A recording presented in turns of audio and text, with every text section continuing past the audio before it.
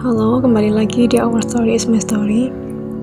Di sini kita saling bercerita karena kadang cerita orang lain bisa jadi cermin buat hidup kita sendiri. Hari ini aku mau ajak kamu buat duduk sebentar, dengerin cerita ini dan bisa jadi ini juga tentang kamu. Katanya, ayah adalah cinta pertama untuk setiap anak perempuan. Sosok yang pertama kali mengajarkan arti kasih sayang, yang melindungi tanpa pamrih, yang membuat anaknya merasa aman hanya dengan satu pelukan.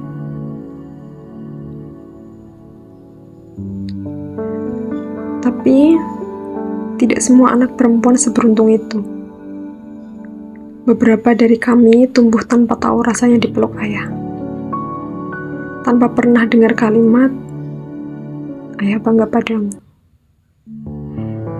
Yang kami tahu hanya suara tegas, atau diam yang terlalu panjang untuk disebut kasih sayang.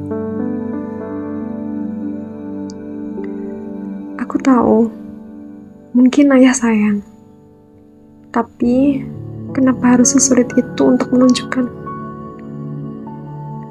Kami anak-anakmu tidak bisa membaca kasih sayang dari amarah atau gengsi. Kami cuma ingin dirangkul, didengar, dan dipercaya. Dulu aku kira ayah tidak peduli. Tapi sekarang aku paham, mungkin dia hanya tidak tahu caranya.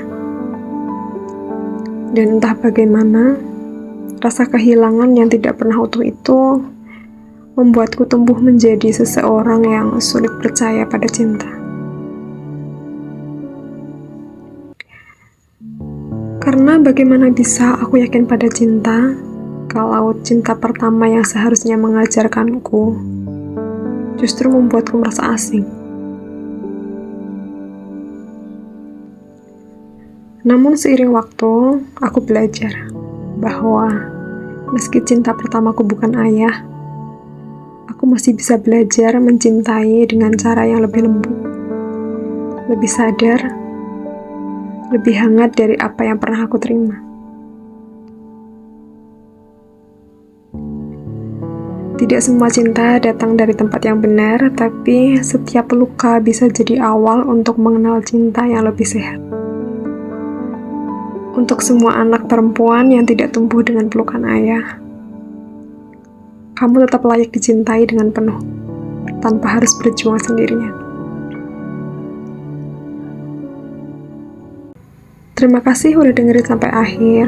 Cerita ini bukan untuk menyalahkan, tapi untuk berdamai dengan masa kecil yang mungkin tak sehangat milik orang lain.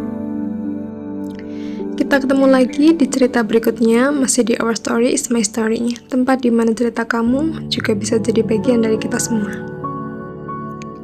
Kalau kamu punya cerita yang sama, bisa ceritain di sini, atau kalau kamu pengen ceritamu aku bacain di episode berikutnya, tulis di kolom komentar atau DM TikTok aku, bisa cek di kolom deskripsi. Karena cerita kamu bisa jadi penguat buat yang lain juga. Bye-bye!